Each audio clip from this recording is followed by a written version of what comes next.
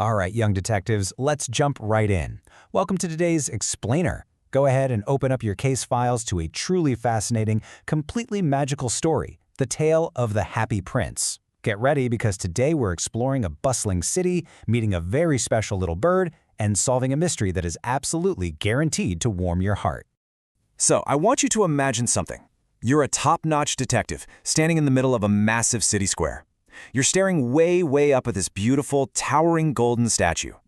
But suddenly, you look a little closer and you notice something that shouldn't be possible. The statue is, well, it's crying. Real tears. What in the world could be happening? What on earth does that tall statue see from all the way up there that's making him so sad? High above the city's streets stands our first subject of interest. Honestly, he's less of a suspect and more of a hero, the Happy Prince himself. This guy is covered from head to toe in thin leaves of fine, glittering gold, and for eyes, he's got two bright, glowing blue sapphires. Now look down near his feet. See that little swallow? All of his bird buddies have already flown off to Egypt for the winter, but he kinda got left behind. He flies into the city at night, sees this massive golden statue, and thinks, perfect, I'll just catch some Z's right here between the feet of the Happy Prince. Whoa. Okay, detectives, major clue alert. Before we go any further, take a really close look at the magnificent sword the prince is holding. Right there on the sword hilt, which, by the way, is just a fancy detective word for the handle of a sword, glows a massive, fiery red ruby. Definitely jot that ruby down in your notepads because it is going to be incredibly important later on. Okay, back to our tired little bird. The swallow tucks his head under his wing, ready for a good night's sleep, when suddenly, splat! A giant drop of water hits him, then another, and a third. The little bird looks up, shakes off his feathers, and chirps. What a curious thing. There's not a single cloud in the sky, and yet it's literally raining. Well, spoiler alert, it wasn't rain at all.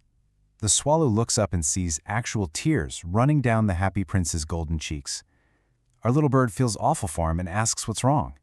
And the statue answers in this gentle, super sad voice. He says, "When I was alive and had a human heart, I lived in the palace of Sanssouci, where sorrow is not allowed to enter. But now that I am dead, they've set me up here so high that I can see all the ugliness and all the misery of my city. And though my heart is made of lead, I can't help but be sad." Grab those notepads again, detectives, because the prince is about to do something truly unbelievable. We need to track the evidence of his kindness. We're going to follow 3 magnificent gifts he gives away to help the people in his city. And, since his feet are physically stuck to a stone pedestal, he's gonna need a tiny, feathered sidekick to make this happen. For our very first piece of evidence, the prince asks the swallow to be his personal messenger. Way across town in a dark little street, there's a poor seamstress. She looks so tired and worn out, and over in the corner of her room, her little boy is sick with a fever, crying and begging for oranges. The prince just can't stand seeing them suffer, so he begs the swallow to pluck that great ruby out of his sword hilt and deliver it to her. Time for a quick detective dictionary moment. So the brave little swallow says, "You got it." He grabs that massive ruby, flies straight to the poorhouse, and peeks through the window. The mother is so exhausted she's actually fallen asleep at her work. The bird hops inside and quietly lays the glowing ruby on the table right next to her thimble. One of those little metal caps you wear on your finger so you don't poke yourself while sewing. Before he leaves, he even uses his tiny wings to gently fan the sick boy's hot forehead. How sweet is that?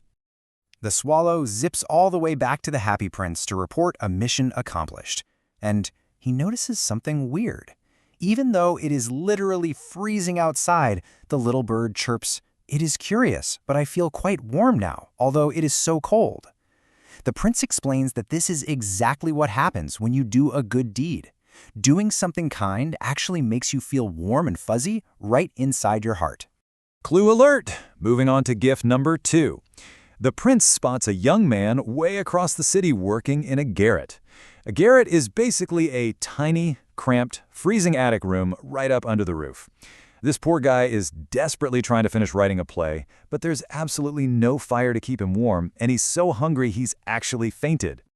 The prince begs the swallow to stay just one more night. But wait a minute, detectives. He already gave away his only ruby. What on earth does he have left? Well, the prince makes an unimaginable sacrifice. He tells the swallow to pluck out his very own eyes, which, remember, are made of super rare sapphires. One sapphire goes to the starving playwright so he can buy food and firewood. Then, the very next day, he gives his second sapphire eye to a crying little match girl who dropped all her matches in a wet gutter, completely saving her from getting into trouble. I mean, just look closely at the Happy Prince now. Because he gave away those rare sapphire eyes to help total strangers, he is completely blind. He can't see a single thing.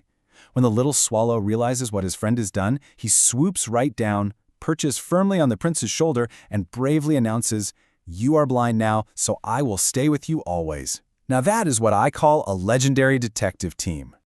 So, since the prince can't see anymore, he asks his incredibly loyal little swallow to fly all over the great city and report back on what's going on.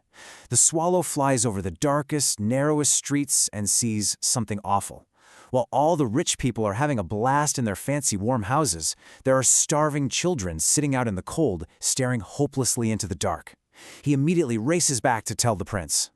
The moment the prince hears this, he doesn't even hesitate. He speaks up in his most noble, heroic voice and says, "I am covered with fine gold. You must take it off, leaf by leaf, and give it to my poor."